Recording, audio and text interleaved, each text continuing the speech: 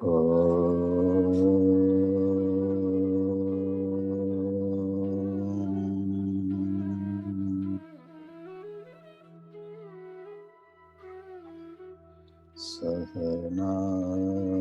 भवतु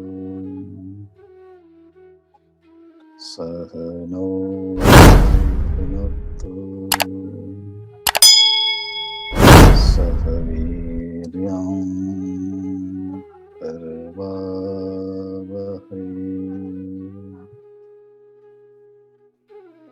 तेजस्विनावधीतमस्तु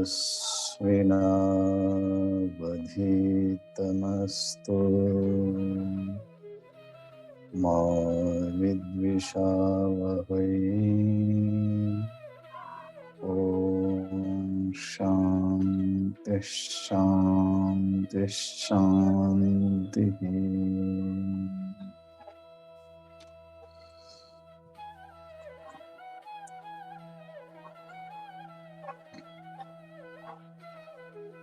ज्ञानेश्वरी गुणत्रय विभाग योग अध्याय 14 श्लोक क्रमांक 19 आणि त्यावरील काही ओव्यांचा विचार आपण पाहिला.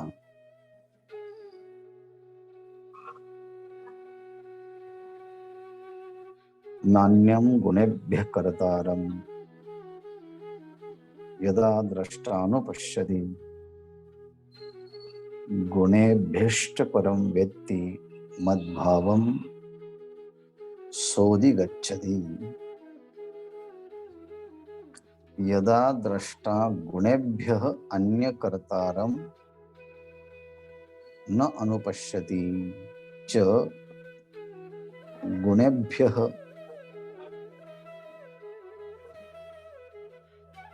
परं वेत्ति स मद्भावम् अधिगच्छति. या श्लोकामध्ये सह तो विद्वान, तो भगवत भक्त, मद्भावम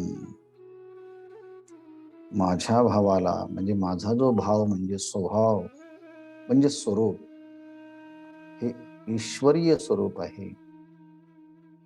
अशा माझ्या ईश्वर भावाला अधिगच्छति प्राप्त होतो.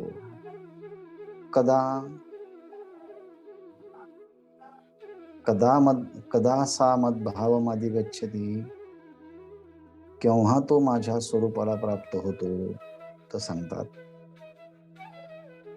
यदा द्रष्टाः गुणेभ्य अन्य कर्तारं न अनुपश्यति. यदा म्हणजे जेव्हा, द्रष्टा म्हणजे विद्वान, भगवत भक्त, विचारवंत, गुणेभ्य अन्य कर्तारम,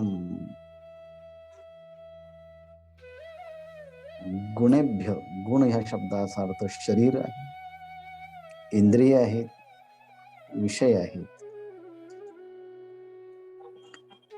अर्थात इंद्रिय, विषय आणि शरीर यांच्या आकाराने परिणत झालेल्यावरती हा जो देह आहे, हा इंद्रिय आहेत, विषय आहेत, हे सगळे गुणच आहेत. गुणाच्या अतिरिक्त दुसरं कोणी पाहत नाही, न अनुपश्यति. आणि गुणाहून एक अगदी विलक्षण साक्षीभूत असणारा एक आत्मतत्व आहे, असं जो जाणतो तो मद्भावम अधिगच्छति, तो माझ्या भावाला प्राप्त होतो.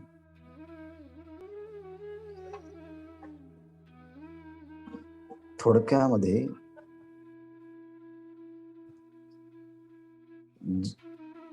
शरीर, इंद्रिय आणि मन, शरीर, इंद्रिय आणि विषय हा गुणांचाच परिणाम आहे.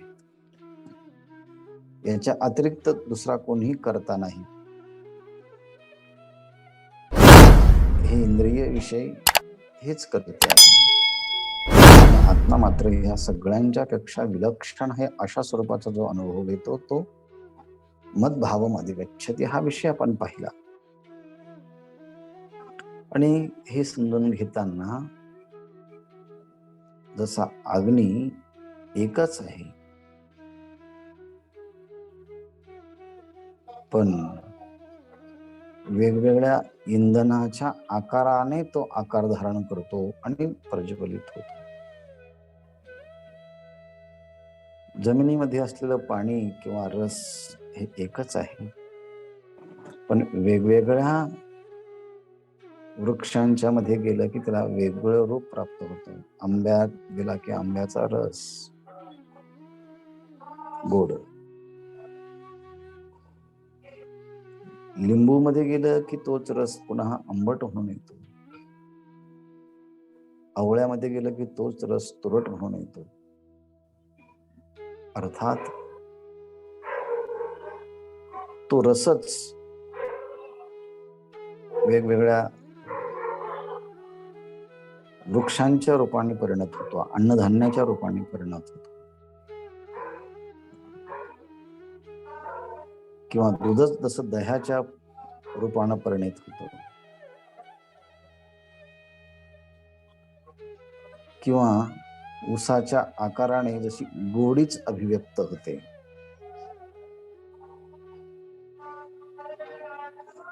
त्याप्रमाणे स्वांतःकरण मन, बुद्धी, इंद्रिय आणि स्थूल सूक्ष्म देह हे सगळे कोण होत असेल तर हे गुणच बनतात. आणि म्हणून हे गुण जीवात्म्यास बंधनास कारणीभूत ठरतात, तो बद्ध होतो. म्हणून बंधासी कारण घडे किर, कोण तैसे सांतःकरण देहची होती, त्रिगुण देहची होती, त्रिगुण हे स्वांतःकरण होती. म्हणजे तीन गुणच, सत्व रज तम हे तीन गुणच मन बुद्धीच्या रूपाने अभिव्यक्त झालेले आहेत.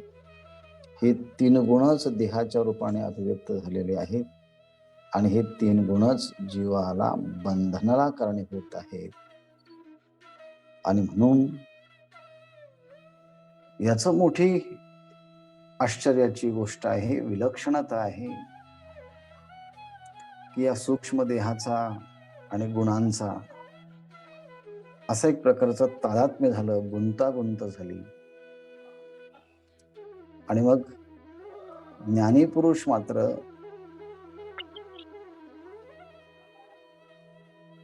आपलं आत्मस्वरूप ओळखल्यानंतर सगळ्या व्यवहारामध्ये राहतो, पण त्याच्या मुक्त स्थितीमध्ये कोणताही कमीपणा येत नाही. ही आपण पाहिलं. तरी चोज हे धनुर्धरा,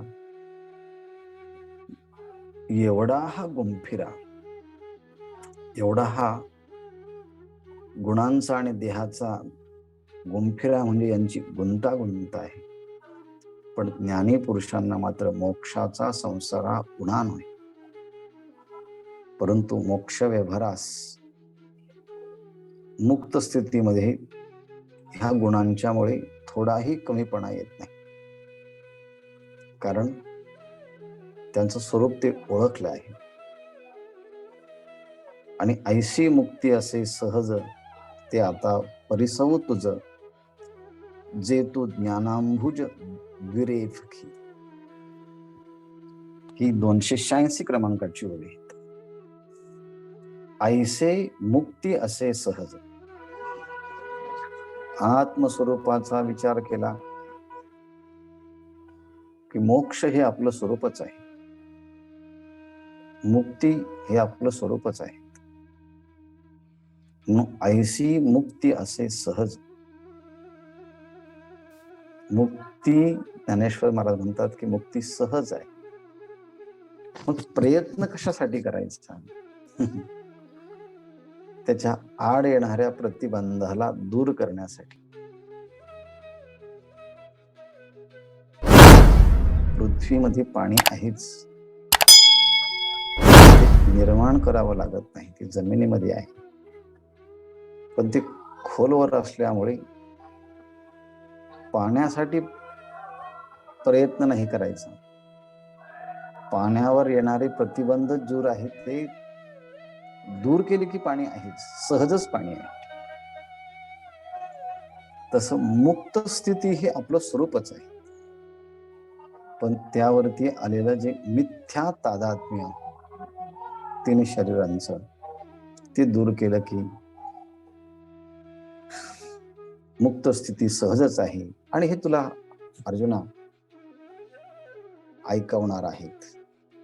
कारण तू कसा आहे, जे तू ज्ञानांबुज द्विरेफकी, भ्रमर, त्यामध्ये 2दा र आहेत, भ्र आणि मर, भ्रमर, म्हणून त्याचं नाव पडलं आहे द्विरेफ, म्हणजे भ्रमर. अर्जुना, जे तू ज्ञानांबुज भ्रमर,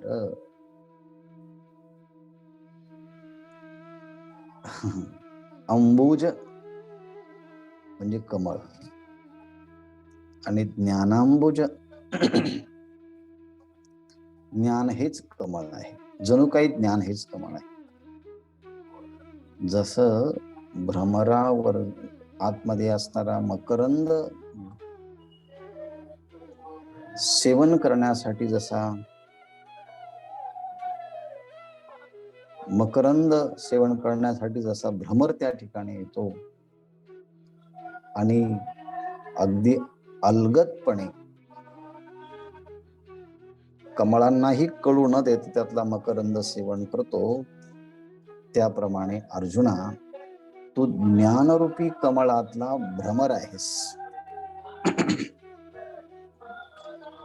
जे तू ज्ञानांबुज द्विरेफकी, तू ज्ञानरूपी कमळातील भ्रमर आहेस.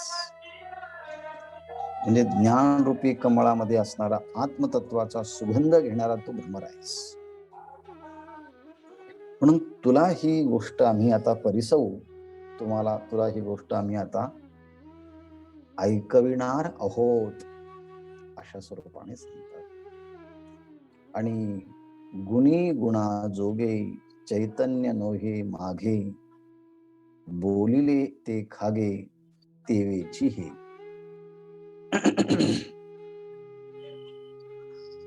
अहो म्हटले, आत्मतत्व हे जे आहे ते गुणी गुणाजोगे, हे सत्वगुण, रजगुण, तमोगुण हे जे आहेत, चैतन्य ह्या गुणामध्ये वावरताना दिसत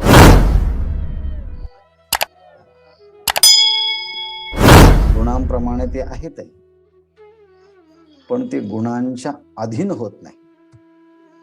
ते त्यापासून पूर्णपणे अलिप्त असते, हा त्यातला सिद्धांत. गुणी गुणाजोगे चैतन्य नोहे मागे, गुणांच्या मध्ये हा आत्मा वावरताना दिसतो, पण हा गुणांच्या बरोबर नसतो. तो चैतन्य नव्हे मागे, चैतन्याच्या मध्ये थोडाही काही बदल होत नाही, ते कमी होत नाही. बोलिले ते खागे तेवेची हे, जे आम्ही हे बोललो आहे ते खागे म्हणजे अगदी तात्पर्याचं बोललं आहे, वर्माचं बोललं आहे. स्पष्ट गोष्ट आम्ही अर्जुना तुलाही यापूर्वी मागे अनेकदा सांगितले आहे की आत्मतत्व गुणांमध्ये असून गुणाच्या अधीन होत नाही, ते गुणापेक्षा पूर्णपणे अलिप्त आहे. असा जो निर्वाळा आतापर्यंत तुला अनेकदा दिला आहे, तो ह्या संबंधानेच. हा सगळा विचार आपण पाहतो तो, तरी पार्था जे ऐसे बोधलिनी जीव दिसे, स्वप्न का जैसे चेलेने. जसा स्वप्न पडलेला मनुष्य एकदा की तो जागा झाला की स्वप्न मिथ्या ठरतं, त्याप्रमाणे अंतःकरणामध्ये एकदा की ज्ञानाचा बोध झाला, आत्म्याचं खरं स्वरूप कळालं की गुण त्रिगुण हे मिथ्या आहे आणि ह्या 3 गुणांपासून आत्मचैतन्य वेगळं आहे आणि तो आत्मा मी आहे, असं ज्ञान आत्मतत्वाचं झालं की मग गुण हे मिथ्या ठरतात. जसं स्वप्नातून बाहेर जागा मनुष्य झाला की स्वप्न मिथ्या ठरतं, तसं आत्मस्वरूपाचं ज्ञान झालं की दिसणारं हे त्रिगुणात्मक जग आणि त्याचं कारण हे त्रिगुण हे मिथ्या ठरतात. म्हणून तरी पार्था जे ऐसे बोधलेनी जीव दिसे, बोधलेनी जीवे दिसे, स्वप्न का जैसे चेले, जैसे चेलेने स्वप्न का जैसे. जाग झालेला मनुष्य स्वप्न जसं खोटं वाटतं तसं आत्मस्वरूपाचा बोध झाला की त्रिगुणात्मक असणारा हा जग आणि जीवभाव हा मिथ्या ठरतो. हे सांगण्यासाठी दिलेला दृष्टांत ज्ञानेश्वर महाराजांनी खूप छान आहे. ना तरी आपण जळी बिंबलो तिरोणी निहाळी, चळण होता कल्लोळी अनेकदा. हे अनेकदा अनेकांनी पाहिलं असेल. एखादा मनुष्य नदीच्या तीरावरती उभा आहे, नदीच्या काठावर तो उभा आहे आणि त्याचं प्रतिबिंब नदीमध्ये पडलं आणि तो अगदी बारकाईने आपलं स्वतःचं पाण्यात पडलेलं प्रतिबिंब तो पाहतोय.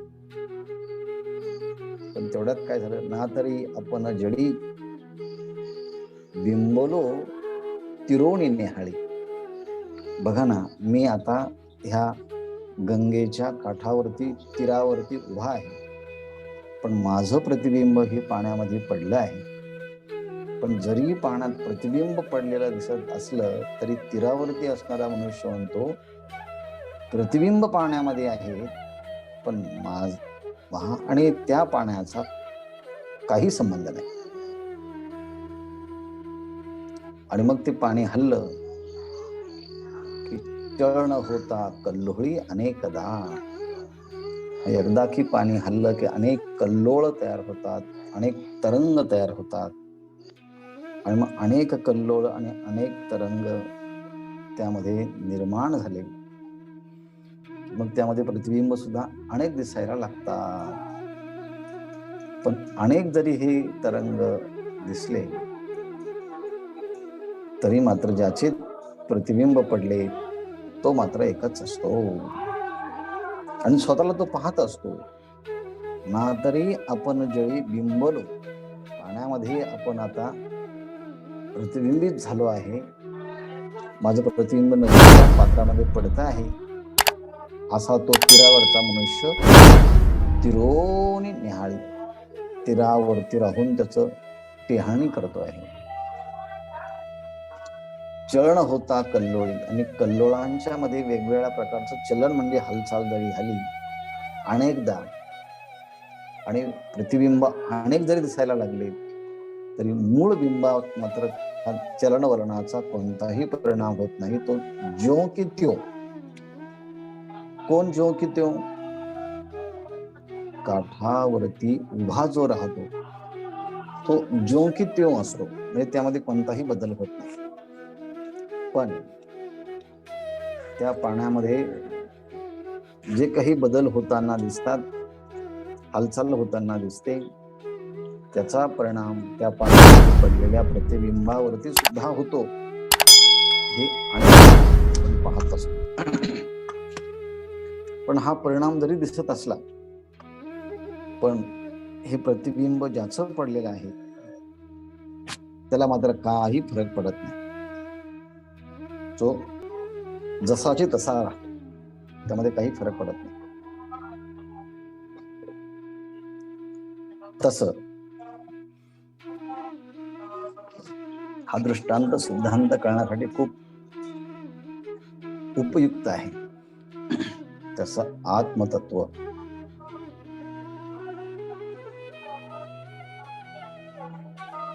पूर्णपणे ह्या 3 गुणांच्या मध्ये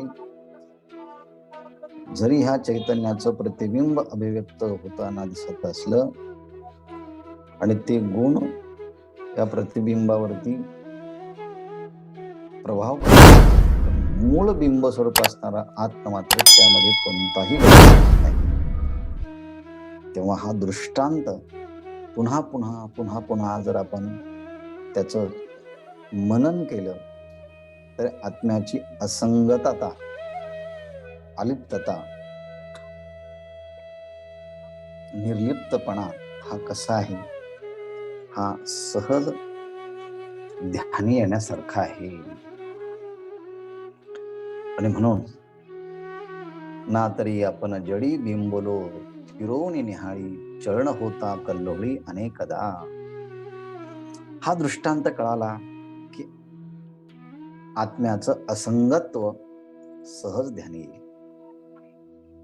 पण हा दृष्टांत नाही कळाला तर ज्ञानेश्वर महाराज दुसरा दृष्टांत देतात. नटलेनी लाघवे नटू जैसा न झुकवे तैसा गुण जात देखावे न होवनिया. लाघवे नटलेनी, इथे लाघवे शब्दाचा अर्थ आहे विशिष्ट प्रकारचं कौशल्य.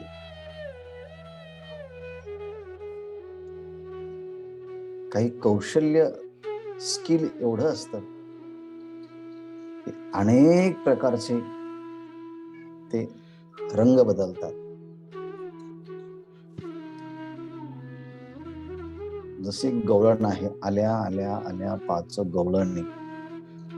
या गवळणीमध्ये पहिली गवळण, दुसरी गवळण, तिसरी गवळण, चौथी गवळण कोणत्या प्रकारचा वस्त्र परिधान करून आलेले आहेत हे दाखवतात. आणि भारूड करणारे जे आहे त्यांचं एवढं कौशल्य आहे की एकाच वेळेस 5-5, 6-6 साड्या परिधान केलेल्या असतात. पहिल्या चरणात वेगळ्या रंगाची, दुसऱ्या चरणात वेगळ्या रंगाची. हे उदाहरण घेऊया. पण किती साड्या बदलल्या तरी जो हे सगळं भारूड करतो त्याला माहिती आपण एकच आहोत. चौथ्या भारुडाचं कळणार नाही, पण आता सिनेमातलं कळू शकेल ना. मग नटाचं उदाहरण दिलं आहे. नटलेनी लाघवे, कौशल्यपूर्ण अशा नटाने नाटकामध्ये वेगवेगळ्या भूमिका केल्या. कधी राजाची, कधी प्रधानाची, कधी राणीची, कधी राणीच्या मैत्रिणींची. कितीही जरी भूमिका घेतल्या आणि प्रेक्षकांनी पाहिलं की हा राजा आहे, राणी आहे, त्याची मुलं आहेत, पण ज्याने हे सगळे वेगवेगळे पात्र केले तो मात्र त्या कौशल्याच्या जोरावरती वेगवेगळे पात्र घेतले. पण त्याला माहिती आहे की मी मूळचा कोण आहे. पात्राचे व्यवहार होतील, त्याचं बोलणं होईल, पण नटाला माहिती आहे की बदलणाऱ्या प्रत्येक पात्राबरोबरचा मी बदलणारा नाही. मी पात्र घेतले आहे पण माझं मूळ स्वरूप जे आहे ते ह्या सगळ्यांपेक्षा वेगळं आहे. म्हणून लाघवे नटलेनी नटू जैसा न झकवे. त्यातला आणखी अभिनेता म्हणूया. वेगवेगळ्या सिनेमामध्ये वेगवेगळे अभिनय जरी करणारा अभिनेता असला पण त्या अभिनेत्याला माहिती आहे की सगळे हे माझे मी पात्र जरी बदलले तरी मी मात्र पात्रासारखा नाहीये, मी त्या सगळ्यांपेक्षा वेगळा आहे. नट लेणी लाघवे नटू जैसा न झकवे. नट मात्र तो हसत नाही.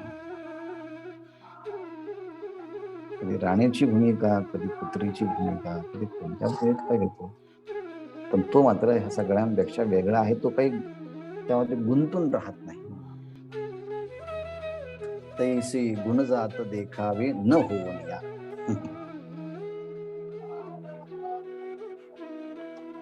ज्ञानेश्वर महाराज दृष्टांत देऊन सिद्धांत सांगतात. तैसे गुणजात देखावे, त्यापैकी जेवढे काही गुणांचे प्रकार आहेत, त्या गुणजात असं म्हणताना सगळ्या प्रकारचे गुण आणि गुणांचे सगळे विभाग आणि त्याप्रमाणे शरीरावरती मनावरती होणारे सगळे परिणाम जरी असले तरी स्वतःला आत्मस्वरूप समजल्यानंतर मी सगळ्यांपेक्षा वेगळा आहे. म्हणून गुणजात देखावे न होवनिया. न होवनिया गुणजात देखावे. मी काहीच होत नाही, पण माझ्या सत्तेवरती मात्र सत्वगुण रजगुण तमोगुण ह्या सगळे गुण वेगवेगळ्या स्वरूपात क्रिया करतात. पण मी मात्र ह्या सगळ्यांच्या पेक्षा भिन्न आहे, वेगळा आहे. हा दृष्टांत सुद्धा आत्म्याचं असंगत्व, निर्लेपत्व, साक्षीत्व कळण्यासाठीचा दृष्टांत छान आहे. ज्ञानेश्वर महाराज 2 दृष्टांताच्या नंतर पुन्हा आणखी 3रा दृष्टांत देतात.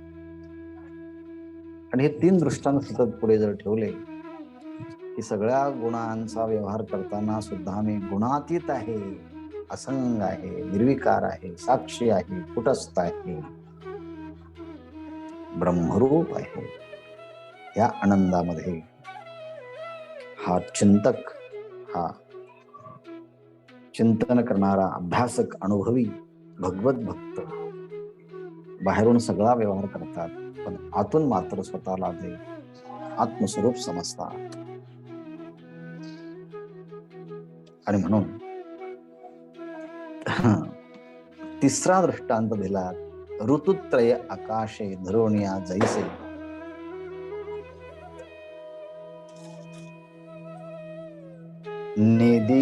नेदीजीची येवो ओसे वेगळेपणा.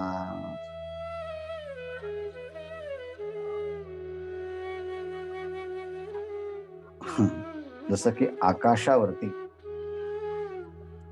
उन्हाळा, पावसाळा, हिवाळा हे ऋतू येतात,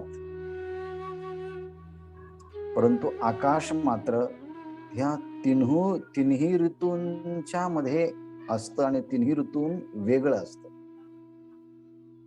अलिप्त असतं. त्यात कमीपणा येत नाही. एका आकाशामध्ये पावसाळा येतो तेव्हा ते ओलं होत नाही, हिवाळा येतो तेव्हा ते थंड होत नाही, आणि पावसाळा येतो तेव्हा ओलं होत नाही.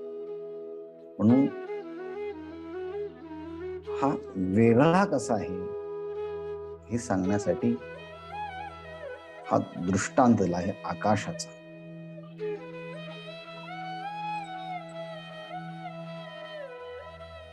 हे ऋतुत्रय आकाशे. आकाशे ऋतुत्रय. ह्या आकाशामध्ये 3 ऋतू येतात. आणि जैसे आकाशे धरोनिया, आकाशावरच जणू काही ते धरून 3 ऋतू येत असतात, परंतु आत्मा हा आकाश मात्र तिन्ही गुणांच्याहून ओस वेगळं, निर्लिप्त, असंग असतं. म्हणून नेदेजेची एवो ओस, वेगळेपणा नेदेजेची एवो ओस. परंतु ते आकाश जे आहे ते तिन्ही ऋतूंहून अलिप्त असतं, त्यामध्ये थोडाही कमीपणा येऊ देत नाही. ओस येऊ नेदेजीची, आपलेपणा त्यात थोडा सुद्धा त्यात ओसपणा, वेगळेपणा येऊ देत नाही. ते कायम तदाकार होत नाही, ते आपले वेगळेपणा कायम ठेवतो. तीन दृष्टांत दिले.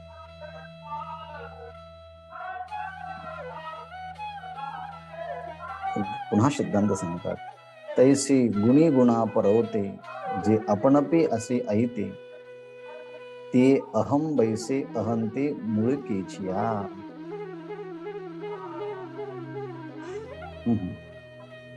गुणी गुणा परवते, गुणांचे सगळे व्यवहार हे चालू असतानाही गुणी गुणा परवते, आत्मा जो आहे सगळ्या गुणांच्या पलीकडे आहे. आणि आपणपे असे ऐते, आणि आपल्या स्वरूपामध्ये तो ऐता आहे, म्हणजे स्वयंभू आहे. असा असणारा जो आत्मा आहे तो आत्मा मी आहे, अशा प्रकारचा निश्चय केला आहे. ती अहम बैसे अहंते मुळकीचिया. मुळकीच्या अहंते ती अहम बैसे, असं मूळ असणारा जो आत्मतत्व परब्रह्म, ते तत्व मी आहे, अशा मूळ असणाऱ्या आत्मतत्वावरती अहंता ही पूर्णपणे आता स्थिरावली. व्यापकाच्या ठिकाणी अहंकार स्थिरावला की तो भगवत स्वरूप होतो, आणि परिच्छिन्न वस्तूच्या ठिकाणी अहंकार राहिला की तो आणखी परिच्छिन्नही दुसऱ्याला तो बनवतो. मग पै तेथोनी मग पाहता, मी साक्ष असे अकर्ता, ही गुणाची क्रिया जाता नियोजित. तो असं म्हणतो, ही गुणाची क्रिया जाता नियोजित. हे सगळे गुणच जे आहे, ते गुणच सगळ्या प्रकारचे ह्या क्रिया करतात, आणि या सर्व क्रियांना खरं कारण कोण असेल तर ती गुणच आहे. पण मी अकर्ता, मी कर्म करणारा नाही, मी अकर्ता आहे, मी सर्वांचा साक्षीभूत आहे, सर्व क्रियांना खरे कारण आहे, मी कोणतीही क्रिया करत नाही. म्हणून तेथून मग पाहता, मी साक्षी असे अकर्ता, गुणाची क्रिया जाता नियोजित. क्रिया जाता नियोजित ही गुणाची, या क्रियांना कारण असणारे फक्त हे गुणच आहे, सत्वगुण रजगुण तमोगुण. पण तुम्ही कोण? आम्ही आत्मा आहोत. आणि आत्मा कसा आहे? मी आत्मा अकर्ता, मी आत्मा साक्षी, मी आत्मा पाहता, मी ह्या सगळ्यांना पाहणार आहे. सगळ्यांना कोणाला? क्रिया जाता गुणाची नियोजिती, सगळ्या क्रियांना कारण फक्त हे त्रिगुणच आहे, अशा प्रकारचा ते निश्चय करता. आणखीही विचार पुढे क्रमाने येतो. याप्रमाणे सत्व रजत तमांचा भेदी प्रसरू कर्माचा, होत तो गुणांचा विकारू हा. आणि मग हे सत्व रजतमांचा कर्माचा भेदी पसरू, सत्वगुण रजगुण तमोगुण हे जे तीन गुण आहेत, ह्या गुणांपासूनच पुढे निरनिराळे वेगवेगळ्या प्रकारचे कर्म घडतात. मग कर्माचा भेदू पसरू, वेगवेगळ्या कर्माचा भेदाचा जो पसारा विस्तार होत जातो. कर्माचा भेदू कर्माचा होतू त्या गुणांचा विकारू हा, जरी हा सगळा झाला तरी हा सर्वच सर्व हा गुणांचा विकार आहे. पण मी मात्र त्या सगळ्यांपेक्षा वेगळा आहे, हे सांगण्यासाठी पुढचा दिलेला दृष्टांत तो इत्याही पेक्षा उत्कृष्ट आहे. आणि ह्या दृष्टांत समोर जर ठेवले तर सामान्य मनुष्य देखील मी अकर्ता साक्षी कुटस्थ निर्विकार आहे याचा विचार नक्की पटू शकतो. आणि तो विचार आपल्याला पुढच्या काही ओव्यांच्या मध्ये तो भेटणार आहे. अतिशय सुंदर दृष्टांत ज्ञानेश्वर महाराजांनी दिला आहे. ही 4-5 दृष्टांत नेहमी आपल्या डोळ्यासमोर ठेवावेत. आणि तसा आत्मा मी आहे, आणि म्हणून मी अकर्ता आहे, सर्व क्रिया करून मी अकर्ता आहे. माझ्या अधिष्ठानावरती गुणांच्या क्रिया होतात, अधिष्ठानाचं ज्ञान झालं की गुण मिथ्या ठरतात, स्वप्न मिथ्या ठरतात जागृत झाल्यानंतर. तसं आत्मस्वरूपावरती जेव्हा जागृती आली त्याला हे गुण मिथ्या ठरतात आणि सगळ्या क्रिया होत असताना सुद्धा असंग निर्विकार आहे याचा बोध प्राप्त होतो. त्याचं ज्ञान झालं की त्यालाच आत्मबोध जीवन मुक्ती म्हणतात. शेष विचार उद्या पाहूया. ओम पूर्णमदः पूर्णमिदं पूर्णात् पूर्णमुदच्यते पूर्णस्य पूर्णमादाय पूर्णमेवावशिष्यते. ओम शांति शांति शांति.